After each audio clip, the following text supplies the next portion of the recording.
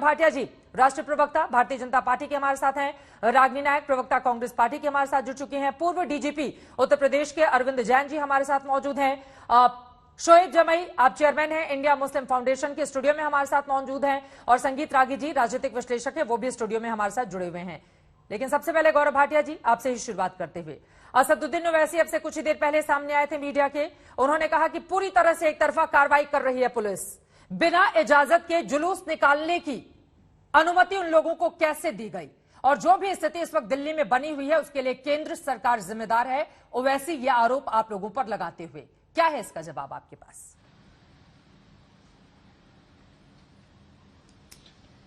चित्रा जी, पहले तो ओवैसी जी कोई इतने बड़े लीडर नहीं हैं कि वो आरोप लगाएं, हम उत्तर दें। लेकिन क्योंकि वो आज तक के मेहमान रहे और उन्होंने कुछ शब्द कहे, तो ओवैसी जी को आईना दिखा रहा हूं और मुझे पूरा यकीन है कि इस आईने में उनकी बदसूरती उनके घर तक पहुंच जाएगी। ये वो ओवैसी जी हैं चित्रा जी। याकूब मेमन की फांसी के बाद उन्होंने कहा था याकूब मेमन आतंकवादी नहीं है, इसलिए फांसी हुई क्योंकि वो मुसलमान है। और हमेशा हिंदुओं से नफरत करना, मुसलमान अगर अपराधी भी हैं, दंगाई भी हैं, उनकी पैरवी करना, ये ओवैसी जी का डीएनए है। लेकिन ओवैसी जी ने जो आपत्तिजनक बातें आज कही, मैं उसको यहां पे जरूर रखना चाहूंगा। सबसे पहले, कमिश्नर ऑफ पुलिस, महत्वपूर्ण पद पे जिम्मेदार व्यक्ति कहता है कि किसी भी मस्जिद पे झंडा नहीं लगाया गया था। ओवैसी जी आज तक पे बैठ के कहते हैं नहीं, दंगे की शुरुआत ही हुई मस्जिद पे झंडा लगाने के बाद। ओवैसी जी बैरिस्टर हैं, पता नहीं किस जगह के अपनी लॉ डिग्री लेके आए हैं। ठीक है। क्योंकि मान लीजिए किसी ने कानून तोड़ा भी हो, जो है नहीं, क्योंकि कमिश्नर पुलिस कह रहे हैं, तो आप कानून का दरवाजा खटखटाएंगे ना, आप खुद थोड़ी ना हिंसा करने लगेंगे।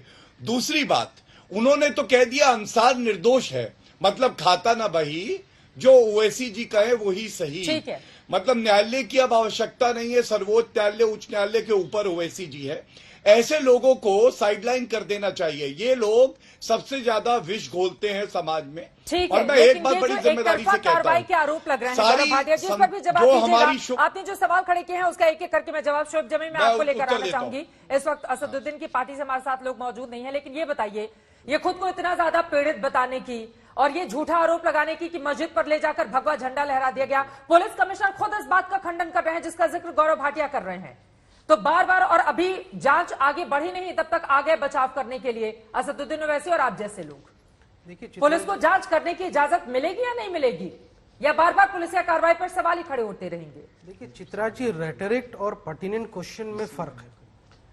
जब सवाल एक पर्टिनेंट था कि भाई बिना पुलिस की इजाजत के कैसे लोग तमंचे, हथियार इसराइली में लेकर आ गए, जो असद साहब ने पूछा है, ओवैसी साहब ने पूछा, उसका जवाब गौरव जी ने नहीं दिया अभी तक। मैं इंतजार करूंगा कि वो जवाब दें और वो चिट्ठी भी दिखाएं जिसमें ये हथियार ले जाने की इजाजत थी इसराइली में, उसका भी चिट्ठी दिखा दें। आपके पास तो बहुत सारे डॉक्यूमेंट्स होते हैं साहब। दूसरा, ये बताइए, मैं तो बधाई देना आया था कि आज तक ही एक ऐसा चैनल था पूरे देश में जिन्होंने इस दंगे की सही हकीकत और दोनों तरफ की नैरेटिव को दिखाया। आपकी ही चैनल के रिपोर्टर जहांगीरपुरी के सी ब्लॉक की मस्जिद के इमाम के साथ इंटरव्यू कर रहे थे, और उसी इंटरव्यू में इमाम साहब ने जो सारी बातें बताई वो भी मैंने शब्दशाह कह रहा हूं कि मस्जिद में झंडा फहराने की कोशिश की, और उसी वक्त रिपोर्टर साहब ने कहा दिखाइए कहां पर हो रहा था, तो वहीं पर पुलिस कमिश्नर पर भरोसा नहीं है। मैं आज तक की उस रिपोर्ट पर बहुत भरोसा कर रहा हूं। मैं आज तक की उस रिपोर्ट पर भरोसा कर रहा हूं और यकीन से कह रहा हूं, गर्व से कह रहा हूं कि कल से 3-4 चैनलों पे मैं आपके ही पक्षों के आरोप है, आपके ही वीडियो को कोट कर चुका हूं। मैं तो कह रही हूं कि जो ग्राउंड रिपोर्ट सामने आई, दोनों पक्षों को दिखाना आज तक की जिम्मेदारी है, इसीलिए देश के सबसे बड़े चैनल हैं। आप अपने चैनल पे विश्वसनीयता पे सवाल खड़ी कर रही हैं। अपने चैनल की विश्वसनीयता पर नहीं, आप पर पूछ रही हूँ। पुलिस कमिश्नर पर भरोसा है कि नहीं है, मैं ये सवाल पूछ रही हूँ। पुलिस कमिश्नर पर अगर नहीं भरोसा है तो कल को जो जांच रिपोर्ट सामने आएगी फिर आप लोग कहेंगे ये तो पूरी तरह से गलत है। आज तक की रिपोर्ट पे बहुत ज्यादा भरोसा है मैडम, मैं कह रहा हूं, और इसी वजह से मैंने 3-4 चैनलों को ये कोट किया और आप ही का वीडियो दिखा के साबित किया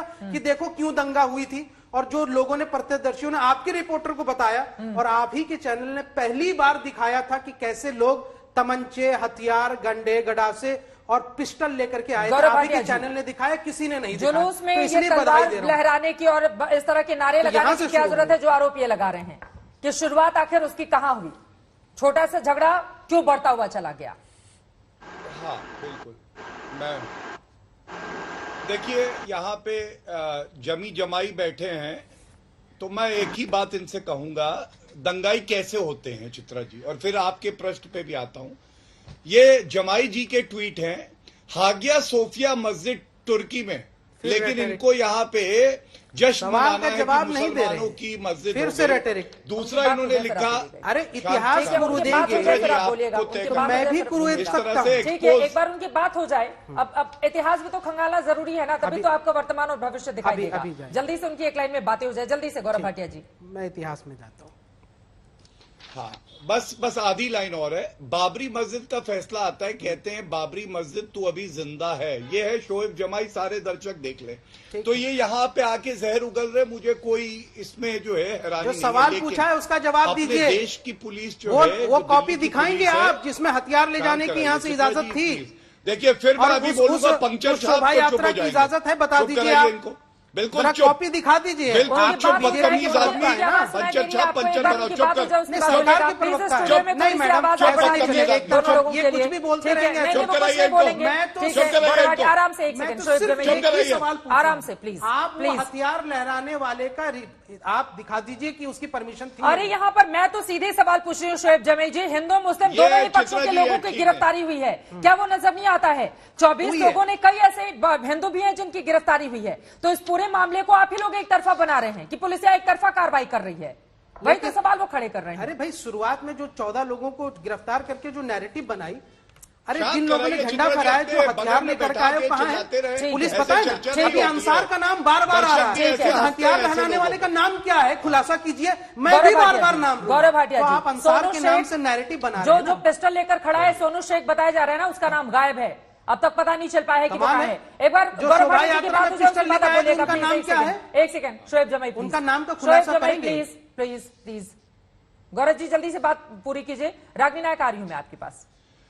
चित्रा जी, हाँ बिल्कुल, मैं जल्दी नहीं कर पाऊंगा। अपनी बात मैं वैसे ही रखना चाहूंगा जैसे जमाई ने रखी थी। ठीक है, जमाई कोई ये देश के जमाई नहीं है कि इनकी बकवास हम लोग सुनेंगे और जब हम बोलेंगे तो ये कूद पड़ेंगे। आराम से चुप कराइए इनको, बदतमीजी करते रोज आके। शांत है गौरव भाटिया जी, मैंने इनकी बारी में कोई नहीं मुद्दे पर आते हैं। अरे कानपुर में हड़ताल है क्या? चुप ही था ना। हाँ मुद्दे पे सुनिए। हाँ चलिए, देखिए मैं सबसे पहले ये कह दूं, जो कमिश्नर साहब ने कहा, हमें तो वर्दी पे भरोसा है, आपको हो सकता है कि पत्थरबाजों पे हो। उन्होंने बहुत अच्छी बात कही। उन्होंने कहा मैं हिंदू मुस्लिम नहीं देखता हूं, सबूत के आधार पे कार्रवाई हो रही है, और अगर सारे भी मुसलमान निकले या उसमें हिंदू निकले या किसी भी धर्म के निकले, वो अपराधी हैं, वो दंगाई हैं, उनके खिलाफ कार्रवाई होनी चाहिए। आपका चैनल बता रहा है कम समय में 21 गिरफ्तारी हुई है। 24। आपका चैनल बता रहा है कि पूरी तरह से वहां फोरेंसिक टीम पहुंची है, वो सारे जो एविडेंस है उसको इकट्ठा कर रही है। और मैं इतना ही कहूंगा, ये दुखद है कि नववर्ष हो, हिंदू नववर्ष करौली राजस्थान में हिंदुओं की शोभा यात्रा पे हमला हो जाता है। चाहे रामनवमी हो, हमने देखा झारखंड में, हमने देखा किस तरह से मध्य प्रदेश में भी और पश्चिम बंगाल में भी वहां पे हमला हुआ, हिंदुओं पे ही हुआ। हाँ। और तीसरा हनुमान जयंती पे। सवाल यह है, रमजान के महीने पे ऐसा नहीं होता कि जो हमारे मुसलमान भाई बहन हैं उन पे कोई हमला हो, ये चिंता का सबब है। और अगर आरोपी एक ढंग का निकल रहा है तो शर्म से इनको डूबना चाहिए।